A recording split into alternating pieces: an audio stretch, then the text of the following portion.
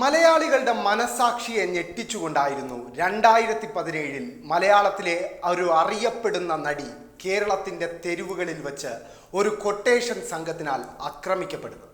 ആ സംഭവം മലയാളിയെ ഞെട്ടിച്ചു എന്ന് മാത്രമല്ല, മലയാള സിനിമയിലെ പോലും നടത്തിപ്പുകളെ കുറിച്ച് പല ചോദ്യങ്ങളും മലയാളി സമൂഹത്തിനിടയിൽ ആ സംഭവം ഉയർത്തുകയുണ്ടായി.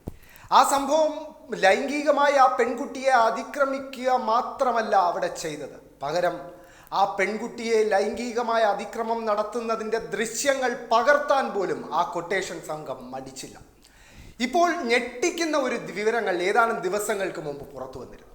ആ ദൃശ്യങ്ങൾ അടങ്ങിയ മെമ്മറി കാർഡ്, ഈ കേസിലെ ഏറ്റവും നിർണായകമായ തെളിവായ ആ മെമ്മറി കാർഡിൻ്റെ ഹാഷ് വാല്യൂ കോടതിയിലിരിക്കെ തന്നെ പല തവണ തിരുത്തപ്പെട്ടു അല്ലെങ്കിൽ മാറ്റപ്പെട്ടു എന്നതാണ്. അതായത് ആ മെമ്മറി കാർഡ് പലരും ഉപയോഗിച്ചിരിക്കുന്നു. കോടതിയുടെ കസ്റ്റഡിയിലുള്ള ഒരു തൊണ്ടി മുതൽ കൂടിയായ ആ മെമ്മറി കാർഡ് കോടതിയുടെ അനുവാദമില്ലാതെ പലരും ഉപയോഗിച്ചിരിക്കുന്നു. ഈ ഞെട്ടിക്കുന്ന വിവരം പുറത്തു വന്നതിന് ശേഷം ഇതാദ്യമായി ആ സംഭവത്തിലെ അതിജീവിത തനിക്ക് പറയാനുള്ളത് വെളിപ്പെടുത്തിക്കൊണ്ട് ഒരു കുറിപ്പ് പുറത്തുവിട്ടിരിക്കുകയാണ്. ഒരു ഇൻസ്റ്റാഗ്രാം പോസ്റ്റിൻ്റെ രൂപത്തിലാണ് അവർ തനിക്ക് പറയാനുള്ളത് മുഴുവൻ പറഞ്ഞു വയ്ക്കുന്നത്. ആ കുറിപ്പ് ഇങ്ങനെയാണ്: this is unfair and shocking.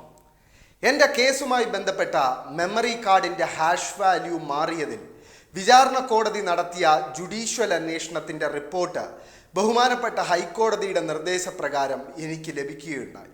And it is tragically shocking. Privacy എന്നത് ഒരു വ്യക്തിയുടെ മൗലിക അവകാശമാണെന്നിരിക്കെ കോടതിയിലിരുന്ന് ദൃശ്യങ്ങളടങ്ങിയ മെമ്മറി കാർഡിൻ്റെ ഹാഷ് വാല്യൂ പലവട്ടം മാറിയതിലൂടെ നിഷേധിക്കപ്പെട്ടത് ഞാനെന്ന വ്യക്തിക്ക് ഈ രാജ്യത്തെ ഭരണഘടന അനുവദിച്ച അവകാശമാണ്.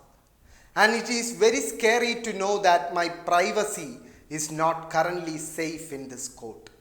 ഇരയാക്കപ്പെട്ട വ്യക്തിയുടെ നീതിക്ക് കോട്ട കെട്ടി കരുത്തു പകരേണ്ട കോടതിയിൽ നിന്നും ഇത്തരമൊരു ദുരനുഭവം ഉണ്ടാകുമ്പോൾ തകരുന്നത് മുറിവേറ്റ മനുഷ്യരും അഹങ്കരിക്കുന്നത് മുറിവേൽപ്പിച്ച നീചരുമാണെന്നത് സങ്കടകരമാണ്.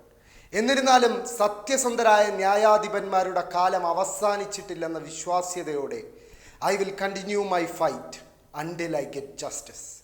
ഓരോ ഇന്ത്യൻ പൗരൻ്റെയും അവസാനത്തെ അത്താണിയായ നമ്മുടെ നീതിന്യായ വ്യവസ്ഥയുടെ വിശുദ്ധി തകരില്ലെന്ന പ്രത്യാശയോടെ എൻ്റെ യാത്ര തുടരുക തന്നെ ചെയ്യും. സത്യമേവ ജയതേ. ഓരോ മലയാളിയും അപമാനത്താൽ തല താഴ്ത്തിയ സംഭവമായിരുന്നു 2014 ആ നടി ആക്രമിക്കപ്പെട്ട സംഭവം. ഒരു ലൈംഗികാതിക്രമം എന്നതിനെല്ലാം മുകളിൽ ഒരു കൊട്ടേഷൻ, അതും ലൈംഗികാതിക്രമത്തെ വീഡിയോയിൽ പകർത്തുന്ന ഒരു നീചമായ കുറ്റകൃത്യമായിരുന്നു അവിടെ അരങ്ങേറിയത്.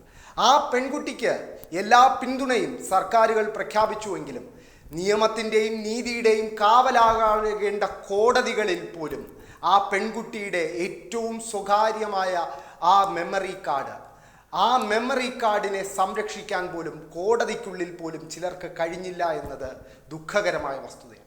പക്ഷെ അപ്പോഴും നിശബ്ദയാകാനോ തൻ്റെ ഭാഗം പറയാതിരിക്കാനോ ആ പെൺകുട്ടി തയ്യാറല്ല. ഉറച്ച ശബ്ദത്തോടെ, ഉറച്ച ബോധ്യത്തോടെ തനിക്ക് പറയാനുള്ളതെല്ലാം ആ അതിജീവിത പറഞ്ഞു വയ്ക്കുന്നുണ്ട്. എന്തായാലും ഇത്തരം സംഭവങ്ങൾ ഇനിയും ആവർത്തിക്കാതിരിക്കാൻ ഈ സംഭവത്തിലെ മുഴുവൻ പ്രതികൾക്കും പരമാവധി ശിക്ഷ കോടതി വിധിക്കും എന്ന് തന്നെ നമുക്ക് പ്രത്യാശിക്കാം.